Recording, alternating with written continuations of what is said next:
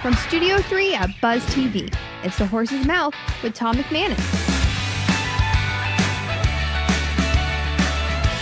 Hi, welcome into another edition of The Horse's Mouth here on Buzz TV at my bar at Tommy Max. We're talking art, we're talking kids, brought to you by our good friends at truckcrashlaw.com. Let's welcome in my guest. Her name's Christina Applegate from Upcycling Portraits and Kids Share Workshop. How are you, Christina? I'm good. Thank you very much for having me. It's great to have you and all your work. My goodness, we weren't able to show all the portraits that you brought in, but really cool. Morgan Freeman, Jack Nicholson. And President Zelensky. And presidents. Yeah. I was hoping you were going to fill in that blank for me. But how long have you been painting? These are quite incredible. Yeah, so actually this right here was one of my first portraits I ever did. No kidding. Yeah, I was 21 years old. Everyone knows this is Jack, right? Yeah. And I just completed another one of Jack 30 years later. Did you? So the one I saw. Yeah, the one you saw. So I've come a long way. That is great. Yeah. And were you always into art growing up? Like it was all just in your blood from the beginning? Yeah, I mean, teenage years, it really started to come on fire. Yep. But I was very fascinated by art in general, and I just loved crafts and making things. I used to tear up clothing, make my own outfits. Yeah. That's got to be in your DNA, because I can't draw for anything. Now, my daughter, who you met downstairs, she's a pretty good, she can draw some things. It's kind of, but like, where do you get that from? Let me tell you something. I think everybody can learn how to do anything. Okay, it's the passion. Like that. Yeah. It's the passion. You have to want to do it. So for me, 30 years, I mean, come on, if you look at this compared to what I showed you, earlier, there's a huge leap. So it is, something it makes sense. So I'm a lead singer in a cover band called the Dad Pods. Yeah, rock and roll, and you got to sell it. Like that's it, right? If you don't believe in it and have that passion for it, it's never going to work, right? Yeah. But always fun to do and having the art. So tell us about the Kids Share. So the Kids Share program, because they're connected, right? Totally. Yeah. So I back in 2008 kind of had a brainstorm and epiphany. I was actually in my studio doing art, and I was thinking about how can I get art and kids and teaching and travel kind of all wrapped up into one. Okay. And I was reading The Very Hungry Caterpillar to my children, Eric Carle, and I was really getting inspired. And I thought, you know what? I'm going to create a portrait. And I did Jerry Garcia. Okay. And I'm going to do my own paper art with it and put it in with his clothing like Eric Carle did with the paper pieces. And I hung it up at a local coffee shop, and I got discovered by some local school teachers, and they said, and we brainstormed over a cup of coffee, just like we are here having, hanging out at a bar. Yeah. And Roger Crawley and Newton Baker, my mentors, school teachers up in Vermont, and they helped me come up with this idea, and we created Kids Share Workshops together and started off in Vermont. So awesome. And then, so we started in Vermont, and we did our first workshop together with the kids at the Tibetan Children's Village in Balakopia, India. Oh, wow. And everything was done remotely. It was amazing. It was amazing. That is cool. So I had them write about their lives at the Tibetan Children's Village in India, in Balakopia, India. And then you illustrated it all. And they did. Or they did. They did their own artwork. All that. Oh, my goodness. So what they do is they create paper art with me. Yeah. And then I take their pieces afterwards, and after they tell me what they want me to draw, and I create pieces of artwork from it. They create their own individual pieces of artworurt as well. Wow. So there's some pictures. Yeah, there you go. Yeah, art's cool. Isn't it awesome? It's so cool. And Universal. So and I like when you say anybody can do it. Anybody can do it. So the next well, not one, anybody can do it, but anybody can learn to do something and maybe just draw. The passion has to be there. Absolutely. It's all about passion. Well, about the portraits, back to do you sell them? Can people buy those? Yeah, actually, I am or? I'm putting an installation together, so I hope to have a show soon, but I want to raise money for certain causes. Okay, cool. So President Zelensky, I really want to come up with some money to do a workshop in Ukraine. For Ukraine. Cool. Bring kid share workshops there. Okay. And so the money would go towards that. Okay. But yeah, also for my livelihood, I'd love to sell portraits. I love people to commission me and say, I want a portrait of my favorite artist, Whatever, of you, of course, in your bed. So, Whatever. so I mean, anybody can sing out there too. Trust me. Well, you got to practice. Passion's got to be there. But real quick, I want to share. So it's a progression. So then I went to Nicaragua and Costa Rica and Guatemala, and we did another book. Awesome. And then, this is really important to note, I worked with the kids in Newtown after the school shooting. Okay. Oh, wow. And so I worked with a lot of those kids that were exposed to it back in 2012, and this is 2013. So we did a cognitive story bridge concept. Yep. And where are you today? Where would you like to be? And very therapeutic writing. Christine, artwork, that's so cool. And healing through art. Healing through art. Yeah, that's unbelievable. Absolutely. And I got a lot of positive feedback. So a lot of these people that volunteered with me are community members that were exposed to it, and they helped out with their kids. So it was just a very wonderful piece. That's fantastic. Well, congratulations. I'm sorry we don't have more. We could sit here forever. I know, and then I've got Zambia and some more to go. Well, but where can people find you real quick? What's the best you way? can find me at www.kidsshareworkshops.com. Okay. Kidsshareworkshops.com. Yeah. Awesome. Thank you so much, Tom. All the best. This is really cool. Awesome. Great stuff. Hey, you never know who you're going to meet at my bar, and it's always a good time. Check out more of these conversations at iwannabuzz.com. So until next time, stay safe and be cool out there. We'll see you right here on The Horse's Mouth. Cheers.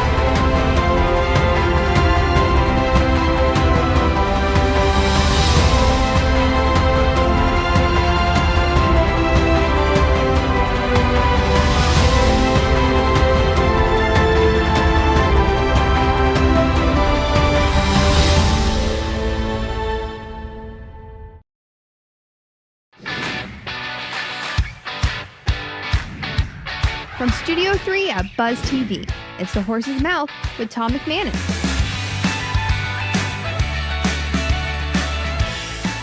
All right, welcome into another edition of The Horse's Mouth here on Buzz TV. Back at Tommy Max, of course, back at my bar. And brought to you by our good friends at truckcrashlaw.com. We're talking technology. Once again, James Lamke is here from Robert Half, and he's brought a good friend, Barb Morgan from ITEL. Let's welcome them in. Hey, Barb, how are you? Nice to meet you. Welcome to the show. Thank you. Cheers. Cheers. Yep, nothing wrong with a little beer at the bar. How you doing, James? Yeah, cheers, sir. A little happy hour. Always good to see you, my man. Absolutely. How's everything? Life's good. Good. All right, Barb, tell us about ITEL and what you're doing with them. Yes, so ITEL, we like to say we are the source for certainty. And so really what that means is for our insurance carriers, when something happens at your house, whether it's like a water leak, storm blows through, which we all know about storms here in Florida.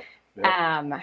a lot of times our products is what the field is using to make sure that you get a full replacement of exactly what you had.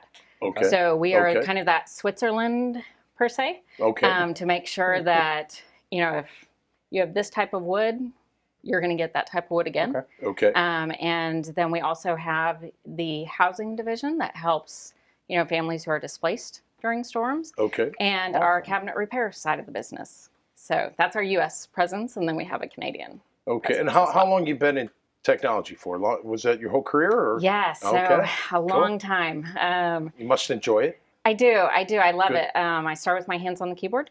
So started as a programmer myself. Okay. And that was in 96, I guess. Okay. So a long time ago. What language?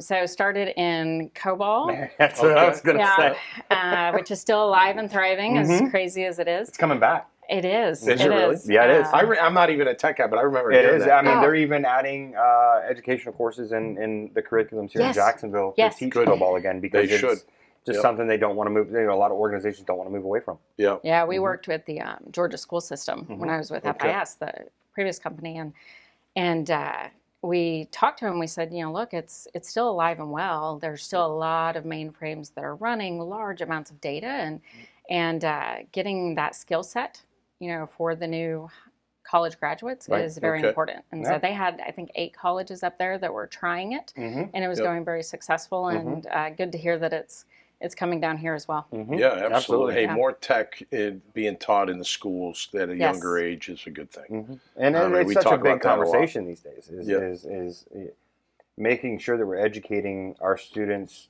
for the need of our local businesses to keep local talent here, right? Because you got the shiny object in California, Silicon Valley, and in these various tech cities where all these big names are going. It's like with anything, everybody thinks they're going to the NFL, but realistically, what's the truth behind that matter?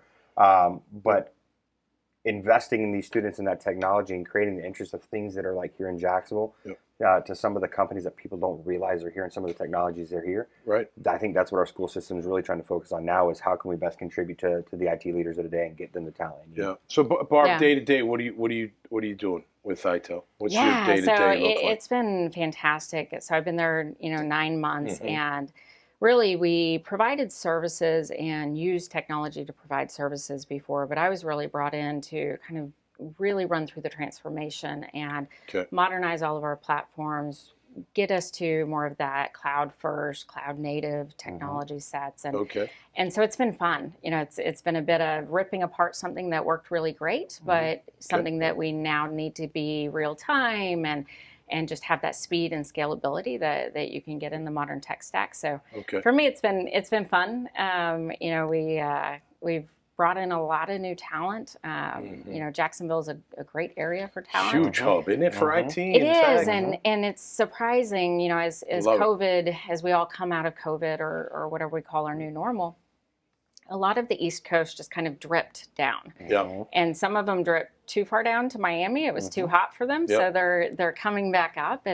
And a lot of people enjoy Jacksonville just from the sense that you have 3 seasons, and so it's a little more tolerable for the North. So we've been able to get some talent that maybe we wouldn't have been able to get before. Yeah. Do you think enough young people? Because we talk about it a lot, right? The young kids out there, the young adults out there should be thinking a lot about this code and technology and getting involved, right? I mean, do you think they're doing it, or do you think they still need a little more push towards it? I think they are. I think as a tech industry, I think the one thing that we have not done well that, with the various organizations that I work with in town really are putting a focus on is we don't advertise it enough, right? The kids of today think technology, I want an app on the App Store. I want a video game. I want this. I want that. But when you look at the things that are really detrimental to a business, security, cloud, edge technologies, and IoT technologies and things like that, that's where the world is moving to.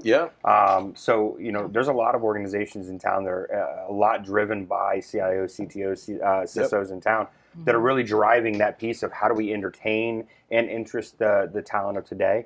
Not only at the collegiate level, because that's too late, but we're talking to kids in junior high and high school now and trying to get that interest level in. Even before that. Get them early. So, with it being yeah, with it being, Women's International Month, I've done a lot of different, toxin interaction and, Sharper Heels, Girls Who Code, some of these just youth programs that are really trying to get that energy up. And they're starting to say, like, hey, it's not in 7th, 8th grade. It's not in high school. We need to start in elementary and show them it can be fun. Yep. I also think people think of tech and they do think of very specific things. And even if they expand into that cyber, what they're not realizing is every role has tech now.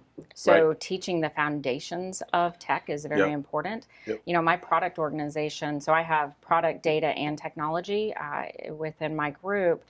And my product owners and product managers, they need to know the tech as well, right? No they doubt. need to be able to understand, hey, this is, better placed in more of an API store, or this is better placed within our app, or it's better placed here. And so I think expanding that so people understand, if you want to be a design major, you can absolutely still be in tech and be a design major. And that's the education. As we wrap up, for the young people out there maybe considering, how can they find ITIL? Yeah, so, we do have not only our online presence, but for me, a lot of it is we are trying to get into the local roots, and whether it's, partnering places like this or UNF, things like that. But they can absolutely go to oneitel.com and find our jobs out there. Awesome. So. Great to have you on the show. Yes, James, always a pleasure, my man. Cheers, sir. Cheers. Cheers. Thank you, Barb. All right. Hey, technology, sports, we talk about everything on this show, and you're all welcome to have a seat at this bar, be able to tell us what you're doing out there in our great city of Jacksonville. If you like these kind of conversations, check out many more at iwantabuzz.com. So until next time, stay safe and be cool out there. We'll see you right here on the Horse's Mouth. Cheers.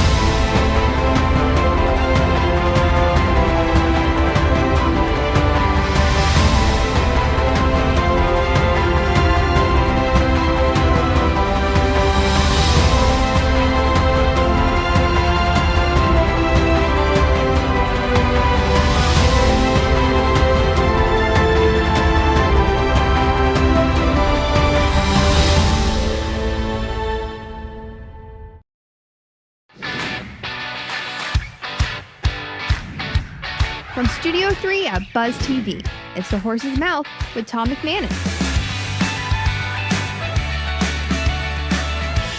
All right, welcome into another edition of The Horse's Mouth here on Buzz TV, brought to you by my good friends at TruckCrashLaw.com. Back at the bar, back at Tommy Max, and we are talking about wealth management. We're talking a little civil engineering, and we are going to welcome in the panel right now Chris Sanchez from Sanchez Wealth Management, my good friend. Long time, yeah, man. Long time, yeah. It has been a while. How you been? Really good. Everything good? Everything's great. You're still doing the wealth man? I mean, we haven't seen each other in I don't know how long. It seems like forever. Since the kids were back in middle school. That's right. Been a That's while. right. You've been doing that for a long time, and now you have your own wealth management office. That's awesome. Yep. How long you been on your, where you're running the show? How long has that been? Been independent 23 years. Okay. Been around 27 years, so long time. What's your, if there is one, what's the niche? Why do people gravitate towards your services? Aside from, the steak dinners every every quarter, was it? Did I hear something like that?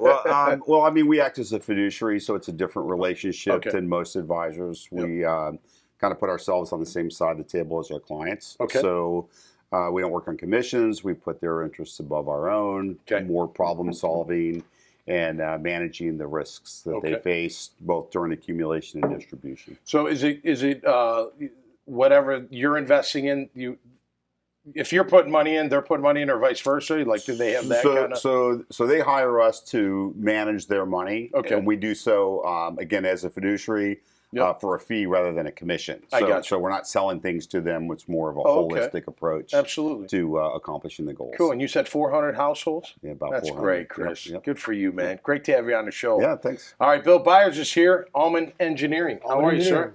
Great. And civil engineering. You're turning raw land into something spectacular, huh? Yeah, we do it all. Freestanding retail, multifamily, redevelopment. We do single-family housing. Okay. Be it affordable, market rate. So we just anything that needs to turn dirt. Yeah. We do. Ton of land here in Jacksonville still, in Northeast Florida, right? So you're taking raw land, you're taking all the trees out, you're getting the land ready, you're putting in the roads, you're doing all that stuff. Water, sewer, paving, and drainage. All That's of it. what we do. Water, sewer, and paving and drainage. That makes it easy. Yeah, it makes it It's easy. simple to understand. Yeah. How long have you been doing that for? A long time? I've been doing this for 37 years. Wow. Yeah. So, any particular project that gets you, going a little bit more than others? Anything you like working on? We enjoy the redevelopment projects. Okay. We're doing Dennis and Ives in the Rail Yard District. Okay. So it's a redevelopment project, and it's got a creative office space, and it's got a music venue that's going to be doing. So. Oh, really? So it's going to be a pretty cool redevelopment project. Okay. And we're doing a lot of logistics and warehousing right now. Oh, industrial's huge. Industrial's really hot in this market. Well, you up at Imus and that up there. way. Perimeter Park development of Pritchard Road and I-295. I was in industrial for a little bit way back when. Yeah, so I remember that area. But we're finishing up. They're about to break ground on another warehouse that we designed in Perimeter Park West Industrial Park. Yeah. That's is that Peter Anderson's? It's not Peter Anderson. It's Rooker Development. Pentillo or whatever they're called. Rooker Company. Okay. Yeah, cool. That's exciting, man. You get to build something from scratch. It's always nice to see something come out of the ground that you designed. Yeah. So where are you in the whole chain of the whole thing? Well, I'm the vice president and the director of land development for the company. The founders, Eric and Hillary Allman, founded the company in 2006. Okay. And we've been in business now for 17 years. And, we're just moving into new office space. We're growing like crazy. The biggest challenge has been finding good help. Chris, do you, as a manager of people's money, do you look at deals ever that maybe some of them would be like those kind of things? Like, hey, here's a land deal. Maybe it's a good opportunity. Do you ever look into that kind of stuff? So that's private markets. We don't really deal too much in the private markets. It's kind of hard to do that. So is that from a fiduciary thing? Like you can't cross that line, or is that compliance and risk? And these bartenders are pretty smart. They are. That's they pretty figure good. it out after a bit. So none of in that regard looking for that kind of thing. Right. All right. So let me ask you both. So when you look back and what you've done in your career, I'll start with you, Bill. What would you tell your younger self? Like or even just a young kid looking to get into the engineering field? It's a great field to be in, too. You gotta be smart. You guys are smart. Are you a lefty? Yeah, I'm a lefty. No way. Yeah, I'm a lefty. Lefties are smart as all get out. It's so true. Okay. I'm a lefty. Okay. But science and math are what we focus on. Right.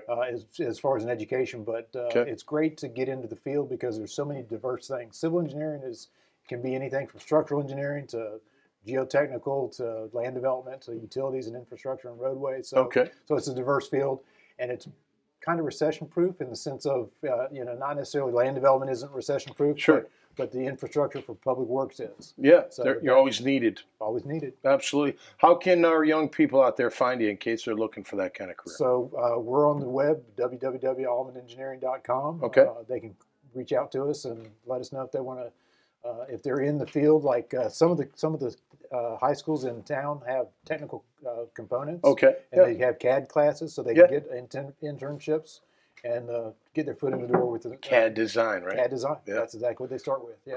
Great to have you on the show, Bill. Yeah, appreciate that. Chris, how about you, man? You can have the last word on this segment. What, looking back, What would you say? What would you say to a young kid maybe trying to get into the field? So I think you have to have good basic skills, communication, math, and then never stop learning. I mean, you're just studying a lot, aren't you? Well, watching the market, it's paying not, attention. It's not as much that is that you know what you know, but you don't know what you don't know. So you're always looking for what have I not thought about, where are the risks that I haven't considered, so you're always learning and evolving. And I think about what we do today is completely different than what we did 10 years ago and 10 years before that. Yeah. So we're always innovating what we do as a way to manage things better, improvement, constant improvement. Yeah. Is mitigating risk a big thing, like for your client, like just to? So it is, but identifying the risks are the big thing. Like market volatility for someone that's accumulating is not risk.